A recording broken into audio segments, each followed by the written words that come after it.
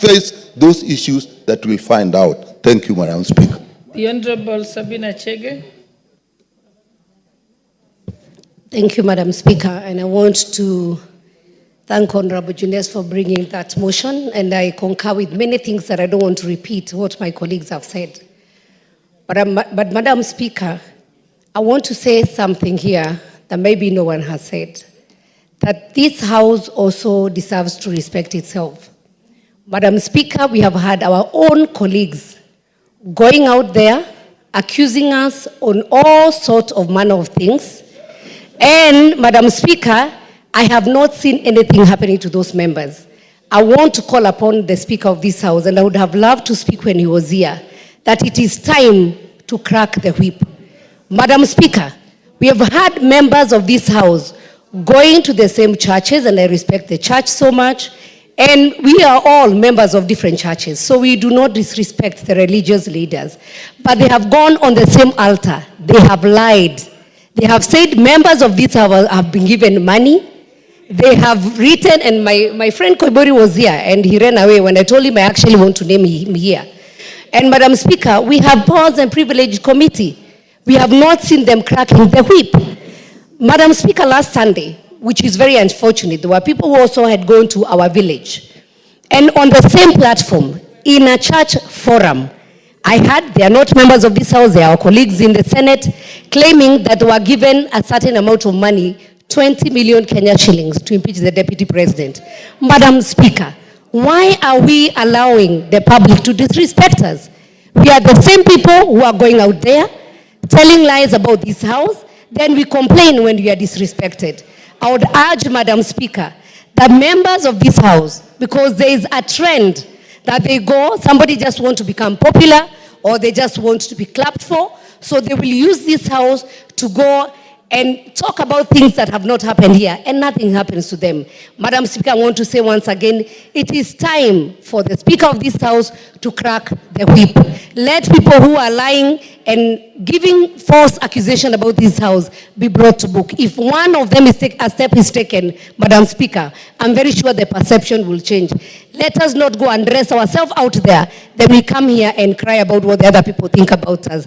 There's something called perception. Madam Speaker, we must clear how the outsiders, the eye of outsiders, perceive Parliament. I submit, Madam Speaker. The Honorable Alice Nganga, member for Thika Town. Thank you, Honorable Speaker. We all know when the church and the state work together, there is development. But when we start now calling each other's name, then things don't work the way they are supposed to work. I can tell you, Madam Speaker, we were in Naivasha last week, and I was quoted by the papers that there are some words that I stated when we were in Naivasha, and in all the media houses, the entire morning, it was about Alice Nganga said this, Alice Nganga talked about allowances. And I know that one is not true, but according to the people who are listening to what the papers are saying or what the media is saying, they believe whatever that was said is correct. As for what is going on to the churches, Honorable Speaker, I feel very bad, and especially when we are told not to go and give in the church. And myself, I am a believer. I believe in God. I believe in Jesus Christ. But when I am told I am not supposed to go to church and give, and Romans 6:38 says, you give and it will be given to you, good measure, pressed down, shaken together, and running over will be put into your bosom.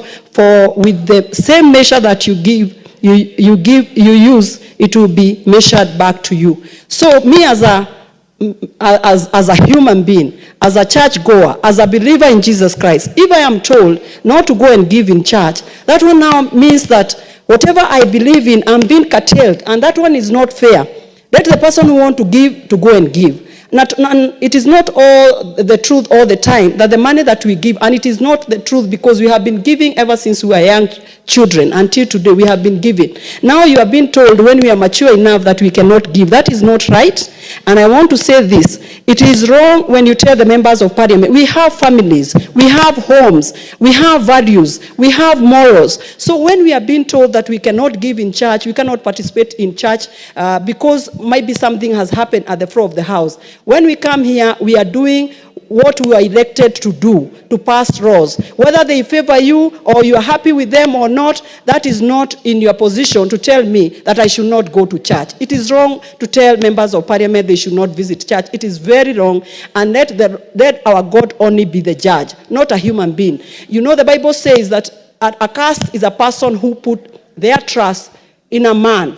We should all put our trust in God and God alone. Even the prophecies that are going across, they are being prophesied for members of parliament. I should tell them, please don't believe in those prophecies. Just trust in your God. Just trust with your prayers. Keep on praying. Our God will be the judge at the end of the day. Thank you very much.